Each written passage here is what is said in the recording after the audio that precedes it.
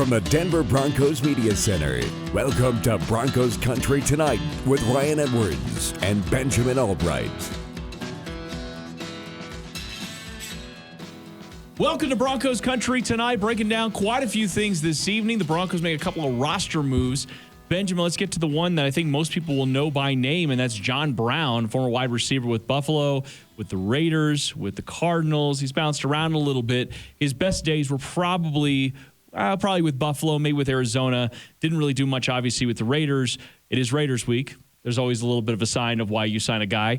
But there's something more to it. I know it's a practice squad signing, but just for a minute to talk about the Broncos' necessity to have more speed on the field, that is something they have been lacking without KJ Hamler. Well, they really have. They haven't had anybody with the ability to take the top off, and we've seen defenses adjust. They don't think that Teddy Bridgewater can push the ball down the field, and they don't think he's going to, so they've kind of adjusted the last 2 weeks, and we've seen that.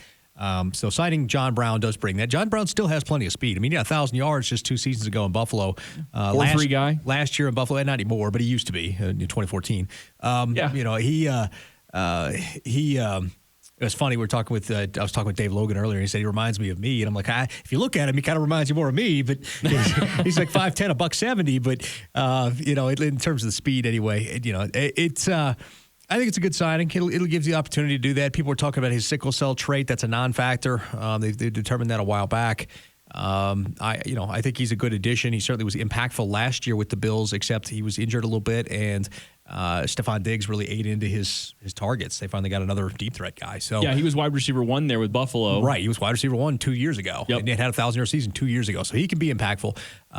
Hoping this works out. Right now in the practice squad, I think they want to get him worked in, and to me this indicates a lack of faith both in KJ Hamler and his ability to recover anytime soon.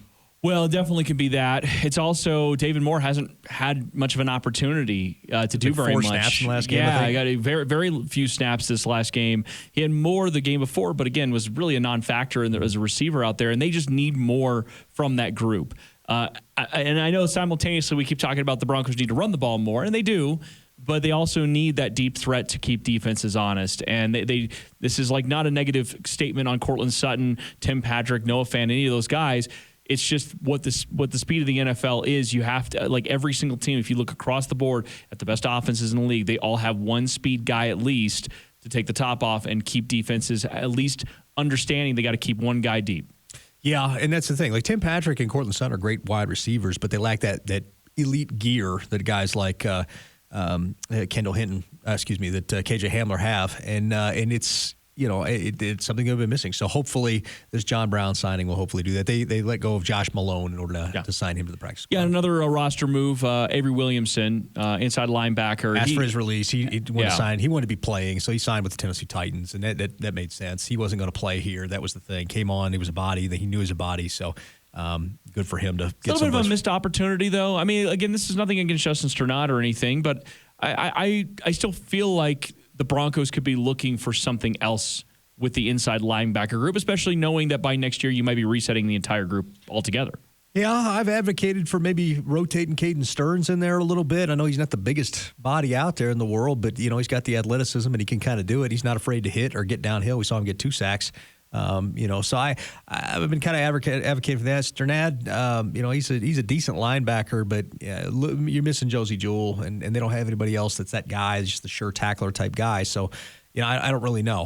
What else is there out there for you to get at this point? Not really seeing much. The other thing I wanted to get to here is I did a little bit of research. After Teddy Bridgewater had 38 passing attempts against the Steelers, understanding that you were coming back in that game and that's just what was sort of necessary, I wanted to know for Teddy Bridgewater, who doesn't seem like that kind of quarterback in the league that you want throwing the ball 40, 50 times a game. It's definitely not like you have out there in Kansas City where they pass to set up the run. Teddy Bridgewater is a guy that we've described as a bit of a point guard. Now, that doesn't mean you can't win with him. It doesn't mean you can't be an efficient offense with him. It's just it's not really in his strength. But I wanted to know what that looked like by the numbers as far as passing attempts. So the only caveat I'll throw in this is, pace of play / you might be trailing by a lot. I didn't pull all the data here. I just kind of went over the course of his time in the league, starting with 38 or more. as far as what is his win-loss record with 38 or more. I went 32 to 37, 28 to 31. And the reason I went 28 was a very specific reason. I'll tell you that in a second. And then I went 27 and under just to see what his win-loss record is. 28 was what he averaged in 2015 when he was with Minnesota, and they went 11-5. Correct. Okay, so he averaged 28 pass attempts there. Every other place otherwise, he's averaged way more than that. Now, 38 more, he's 3-6. Not too surprising. Again, that's not really the way you want to run an offense with Teddy Bridgewater. Well, yeah. I mean, if you got a Pat Mahomes or a Josh Allen or a Justin Herbert, throwing more is a good thing. But when you have a middling quarterback, the more you throw, the worse they do. That tells you you've got a middling quarterback. His win-loss improved slightly from 32 to 37. It's 7-8. Okay. So his percentage is just slightly better, but still a losing record between 32 and 37. Okay, so between 32 plus passes, he's a losing quarterback. He is, yeah. Okay. A total of 10 and 14. Okay. 32 plus passes. Now we go 28 to 31. He goes to 9 and 4 as a starter, and then 27 and under, he's 12 and 7. So if you go 31 and under as far as passing attempts go, he is 31 and 11 as a starter. And again, it kind of the reason I thought this was kind of intriguing is because, again, what are you? What is the strength of your team? What are the strength of your individual players? And we talk about that a lot in relation to what we'd like to see with the running attack. We think about the personnel that's on the field. But a lot of that also have to do with your quarterback. The Broncos are currently on pace for over 33 passing attempts per game with Teddy Bridgewater. Yeah. And so maybe this is a little bit of I think we're hitting the red line here about where you're a win-loss team with your quarterback. Yes, you have a quarterback who's known for his efficiency, and the stat geeks will all rate him highly in their charts. But at the end of the day, that efficiency doesn't necessarily adjust for where you are on the field, how many yards you had to go. If you get third and 9, you get a 5-yard completion. It counts as 5 yards and a completion. That's right. It makes you look more efficient than you actually really are. So that's why I like success rate a lot more over the recent years, looking at getting half the yardage needed for to get to successive downs. And you see with Teddy Bridgewater, the more he's forced to throw, the less successful he's going to be.